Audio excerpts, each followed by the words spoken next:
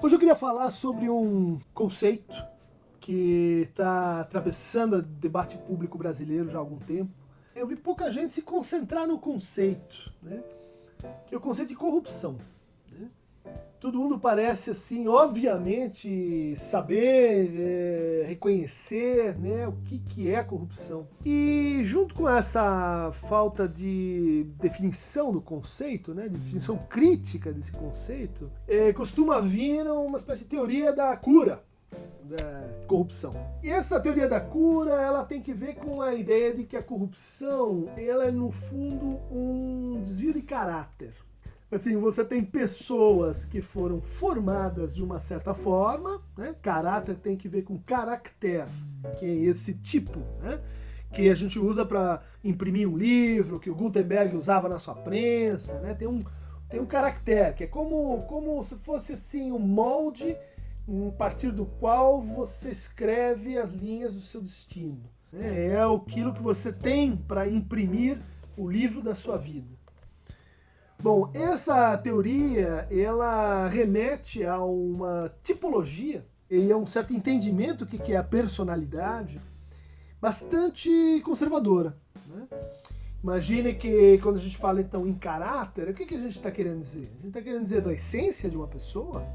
A gente está querendo dizer que a educação dela foi ruim, que ela não tem valores interiorizados, que ela não foi à escola, ou que lhe falta informação. E quando a gente observa a prática real da corrupção, ela não costuma estar atrelada com um vício da personalidade, mas ela está muito mais dirigida ou desencadeada por certos funcionamentos de grupo. Reparem assim como tem coisas que a gente faz quando está junto com os outros que nunca a gente faria sozinho ou junto com um amigo ou numa situação de manifestação individual. O grupo cria uma força, uma covardia, uma valentia que é muito mais forte, vamos dizer assim, muito mais determinante para efeitos de corrupção do que alguém que assim tem uma má índole, né? Foi assim, teve um mau caráter. Né? O Freud tinha uma teoria do caráter. Ele dizia que o caráter, no fundo, são as identificações abandonadas por alguém. Né? Quando a gente é pequena, identifica-se com o super-homem, identifica-se com, enfim, com as figuras paternas de uma forma idealizada. E chega uma hora, a gente descobre que não era nada daquilo. O que a gente faz com uma identificação depois que ela morre? O que a gente faz com uma identificação depois que ela não funciona mais? Bom, a gente põe isso no caráter. Né? Então o caráter é nada mais do que um empilhamento dessas identificações. Claro que em determinadas situações você puxa uma, você puxa outra, você precisa ter algum recurso, algum baú com essas identificações para que certos valores estejam propriamente interiorizados. Mas, de certa maneira, isso é muito menos determinante de um comportamento do que as identificações presentes e atuais de grupo. A suposição que, por exemplo, corrente no nosso país hoje de que, assim, a corrupção é generalizada. Né? Enfim, todo mundo rouba. Né? Esse discurso geral, amplo, né, grupal, ele é extremamente daninho. Porque, no fundo, ele cria uma grupalidade que vai, assim, tornando mais tolerável, tornando mais aceitável certos desvios na relação das pessoas, na relação que elas têm com o que estão fazendo, com o que estão falando, na relação de implicação que as pessoas têm com o seu próprio desejo. Isso um pouco aparece no discurso sobre a corrupção. Ele vira um discurso sobre o quê? Sobre o super-eu.